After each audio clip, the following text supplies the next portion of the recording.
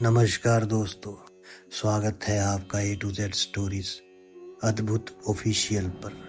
साधु संत फकीर गुरु रहबरों की सदा ही जय जयकार।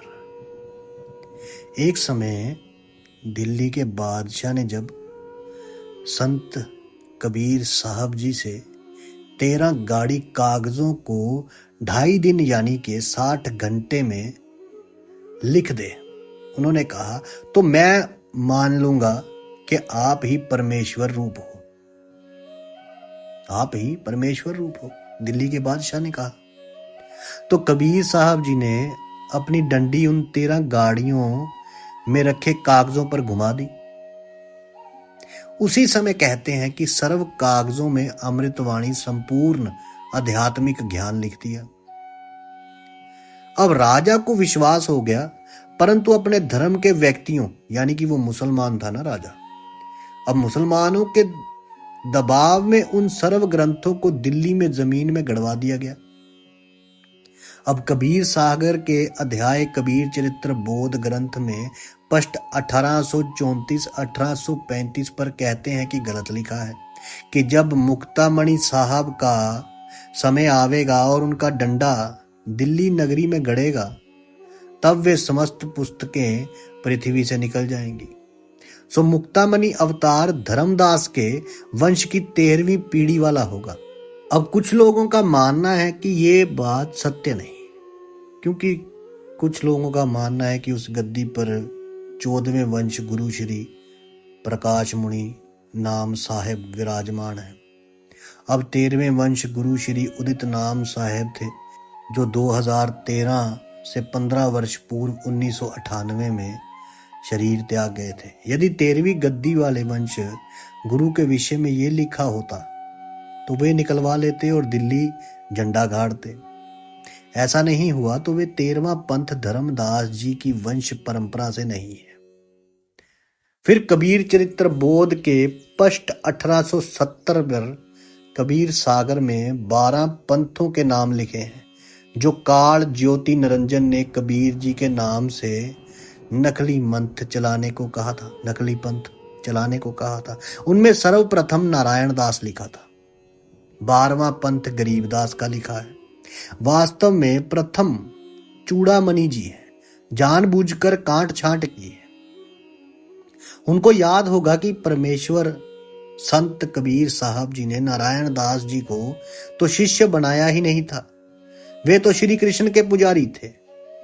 उसने तो अपने छोटे भाई चूड़ामणि जी का घोर विरोध किया था, जिस कारण से श्री चूड़ामणि जी कुदुमरोल चले गए थे। बाद में बांधवगढ़ नगर नष्ट हो गया था। कबीर चरित्र बोध में पृष्ठ 1870 पर 12 पंथों के प्रवर्तकों के नाम लिखे हैं। उनमें प्रथम गलत नाम लिखा है, शेष सही है। लिखा है जो 12 पंथ हैं वो कौन से हैं? वो है नारायण दास जी का पंथ, यागोदास यानी कि जागूदास जी का पंथ, सूरत गोपाल पंथ, मूल निरंजन पंथ, टकसारी पंथ, भगवान दास जी का पंथ, सतनामी पंथ, कमालिये कमाल जी का पंथ, राम कबीर पंथ, प्रेम धाम परम धाम की वाणी पंथ, जीवादास पंथ, गरीबदास पंथ। फिर कबीर बाणी अध्याय के पृष्ठ 134 पर कबीर सागर में लिखा है वंश प्रकार। प्रथम वंश उत्तम, ये चूड़ामणि जी के विषय में कहा है। दूसरे वंश अहंकारी, ये यागो यानी जाग दास जी के बारे में कहा है। तीसरे वंश प्रचंड, ये सूरत गोपाल जी का है। चौथे वंश बिरहे, ये मूल निरंजन पंथ है। 5वें वंश निंद्रा, ये टकसारी पंथ है। छठे वंश उदास, ये भगवान दास जी का पंथ है। 7वें वंश ज्ञान चतुराई के, ये सतनामी पंथ है।